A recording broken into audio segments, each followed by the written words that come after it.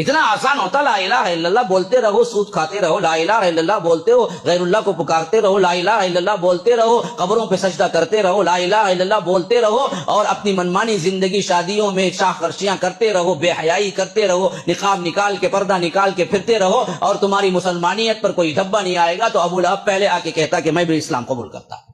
اس کو پتا تھا کہ یہ کلمہ نہیں ہے بلکہ یہ پوری زندگی کو تبدیل کرنے کا نام ہے، اللہ کی اطاعت میں دینے کا نام ہے۔ اس کے بعد لا الہ الا اللہ اگر جان کے کہیں گے تو پھر اس کے بعد ہمارا اختیار کوئی اختیار ہی نہیں ہے، اختیار کل وہ ہے، وہ جو کہے گا وہ دیکھیں گے، وہ جو کہے گا وہ سنیں گے، وہ جو کہے گا وہ کھائیں گے، وہ جب کہے گا سوئیں گے، جب کہے گا اٹھ جائیں گے، جب کہے گا عبادت کریں گے۔ اس کے فرمانبرداری میں زندگی گزارنے کا نام لا الہ الا اللہ ہے، اللہ کے رسول کی طرح زندگی گزارنے کا نام محمد رسول اللہ ہے۔ ہم نے دونوں کو نہ جانا نہ اس طرح زندگی گزاری اور ہم نے سمجھ لیا کہ ہم تو لا الہ الا اللہ کہہ دیے مسلمان ہو گئے، گویا کہ ہم پر جنت واجب ہو گئی۔ نہیں، لا الہ الا اللہ کہنے والا عبداللہ ابن ابی بھی تھا، لا الہ الا اللہ کہنے والا منافقین بھی تھے۔ عبداللہ ابن ابی تو وہ تھا اللہ کے رسول صلی اللہ علیہ وسلم کے پیچھے پہلی صف میں نماز پڑھنے والا تھا، لیکن وہ لا الہ الا اللہ پہ عمل نہیں کرتا تھا دل سے۔ تو اللہ کے رسول صلی اللہ علیہ وسلم جب وہ مرا، ان کے بیٹے سچے پکے صحابی تھے، انہوں نے آ کے کہا اے اللہ کے رسول اس کے لیے کچھ عنایت کیجئے۔ تو اللہ کے رسول نے اپنے جبہ مبارک اپنی چادر اٹھا کے دی کہ اس کو کفناؤ، اس کو کفناؤ۔ تو اللہ کے رسول کے چادر میں کفنایا گیا۔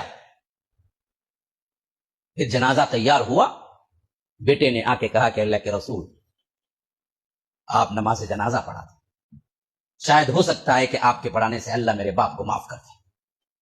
اللہ کے رسول صلی اللہ علیہ وسلم آگے بڑھے، حضرت عمر آگے آئے، کہا کہ اللہ کے رسول کس کا جنازہ پڑھا؟ یہ منافق اکبر عبداللہ ابن ابی ہے۔ کہا کہ عمر مجھے معلوم ہے، تم ہٹ جاؤ، اللہ نے مجھے نہیں روکا ہے۔ یا رب رحمت بھی دیکھیے کیسی ہے، کہا کہ اللہ نے مجھے نہیں روکا ہے، تم ہٹ جاؤ۔ تو حضرت عمر ہٹ گئے، اللہ کے رسول آگے بڑھے، نماز پڑھا دی۔